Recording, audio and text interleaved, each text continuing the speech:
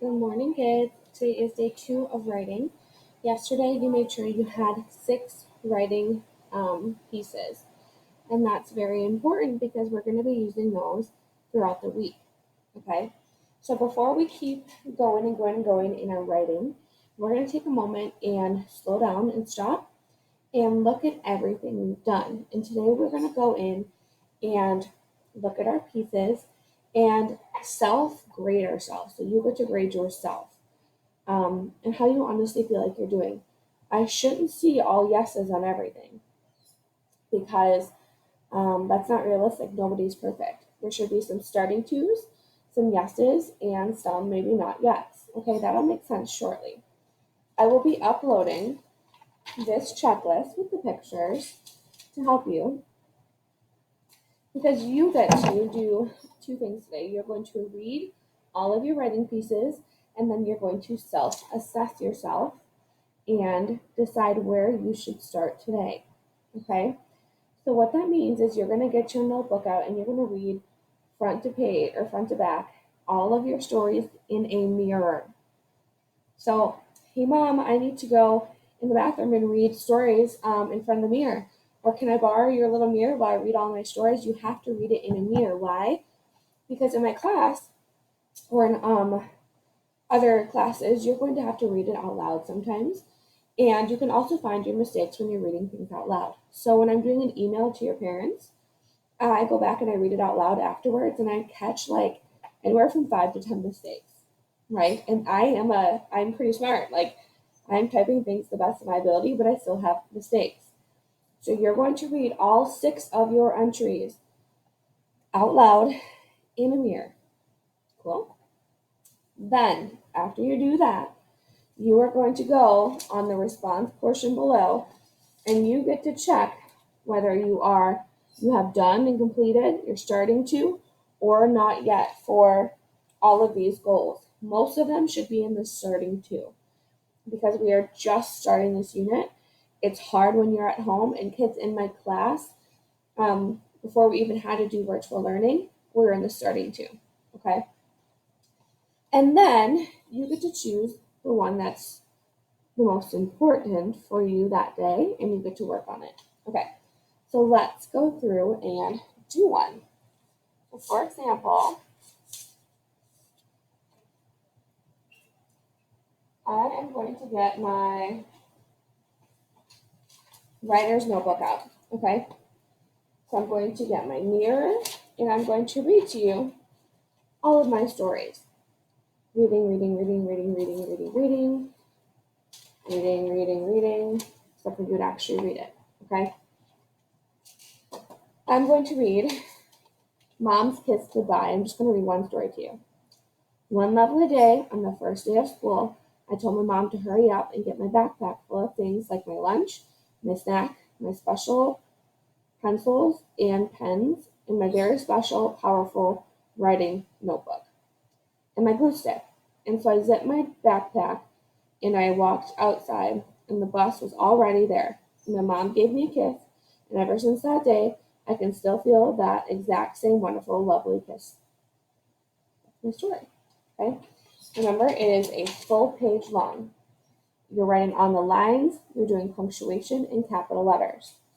We're in 3rd grade now, okay? So that means that you need to do this stuff and pay attention to it. Then I'm going to go in on my writing checklist. All right, so first one, lead. I wrote a beginning in which I helped readers know who the characters were and what the setting was in my story. I'm not sure, let me read again. One lovely day, on the first day of school, I told my mom to hurry up and get my backpack full of things. Yeah. So did I say who the characters were in the setting? I did. So I would check yes there. Okay. Next one. Transitions. I told my story in order using phrases such as little later and after that. I know I didn't use those. So I'm gonna say not yet. And know that I need to go back in and add those things a little later, after that, and suddenly. Because that's incredibly important. So I will go back into my story And I would make sure I have that. Where should I do that? A little later. Right? I'm adding my transitions in there. Alrighty, let's keep going. We have our ending. I chose the action, talk, or feeling that would make a good ending and work to write it well. Action, talk, and feeling. Let's think. Mine says, I can still feel that same exact wonderful, lovely kiss. There was action. There wasn't talk, but there was feeling in it. So I'm going to put starting to, okay? Because you should be able to relate to that and have that feeling of when your mom gave you a kiss and it makes you happy. So far, I had yes, not yet, starting to. Organization. I use paragraphs and skip lines to separate what happened first from what happened later and finally in my story. I'm not doing this. Look at mine. Look at what is expected. I'm not there yet. So I'm going to put not yet.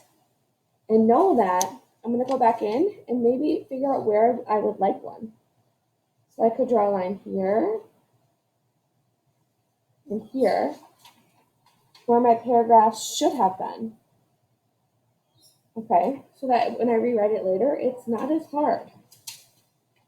So far, transitions and organization, I both have not yet for. So those are really big things that I need to think about. Spelling. I used what I knew about spelling patterns to help me spell and edit before I wrote my final draft. We're not on our final draft yet, so put starting to there. I got help from others to check my spelling and punctuation before I wrote my final draft. We're still not there yet, but you can use others to help you. So put starting to. A lot of you're spelling things that I know that you know, you're spelling them incorrectly. Like was is W-A-S. You're doing W-U-Z. We're in third grade now, okay? You need to use all of that information that you know. Punctuation. I punctuated dialogue correctly with commas and quotation marks. You had a writing booster yesterday that talked about quotation marks. Whenever somebody is talking, and they should be talking in your stories, you need to make sure that you have quotation marks. Quotation marks are used around when things are actually said. Or when you copy from a book, you use a quotation, right, quotation, okay? Because that is word for word what somebody said, verbally or on paper. You need to do that. Drill it in your brain, lock it in your brain. So you guys should all be at starting to there. While writing, I put punctuation at the end of every sentence. Seen some of your writing and you're not doing this. It should be easy. It's kindergarten goal, okay? You need end marks, you need exclamation, you need question marks. So you should be at the starting to or yes for that part. If you're not, that's something you need to work on today. I wrote in a way that helped readers read with expression, reading some parts quickly, some slowly, and some parts in one sort of voice and others in another voice. So if that's why we have those quotations, because how your mom talks with those quotations are different than how you talk, quotations, and how your baby brother talks, who's only 2 years old, right? You all sound differently, and it's important to write exactly what they say in those quotations, and it shows us that they sound differently. Now, quotations also let us know that when we're reading it, we need to use a different voice. Okay, so you guys should be at the starting to or yes for that portion. All right. Elaboration. I work to show what happened to and in my characters. To and in my characters. I walked outside and the bus was already there. My mom gave me a kiss. That's showing what's to your characters. What about, do you think I could add how I'm feeling there? Right. I could say, and that made me feel warm inside knowing that she supported me and loved me. There's some words here like proud, surprised, excited, elated. You are telling what people are doing and how they were feeling throughout. And then last, craft. I not only told my story, but also wrote in ways that got readers to picture what happened and that brought my story to life. You want to be able to have a mental movie in your mind when you are reading your story over in the mirror today. And if you do not have a mental movie and you're kind of like, ooh, I don't know what I just said, you need to go back and edit it. Okay?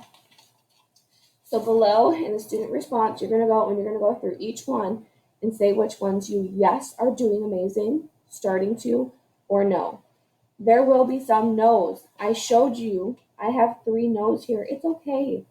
We're halfway through the unit. You might have some no's, but those no's are going to be the ones that you need to focus on from now on. Okay?